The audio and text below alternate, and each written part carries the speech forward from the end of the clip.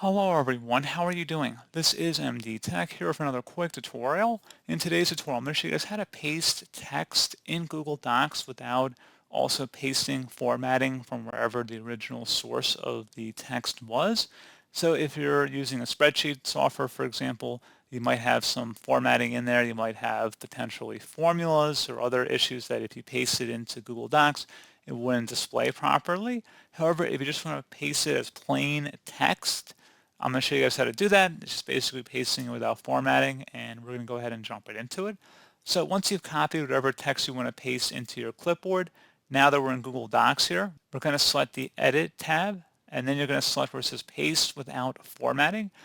Can also be achieved using the Control, Shift, and V key combinations on your keyboard as well. So unless you have the Google Doc extension installed for Google Chrome. If you're using Google Chrome to access Docs, you won't be able to do that option. However, you will need to use the keyboard shortcut option, which again was the Control, Shift, and V key. So again, Control, Shift, and V.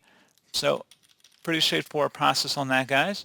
And as always, thank you guys for watching this brief tutorial. Do hope I was able to help you out, and I do look forward to catching you all in the next tutorial. Goodbye.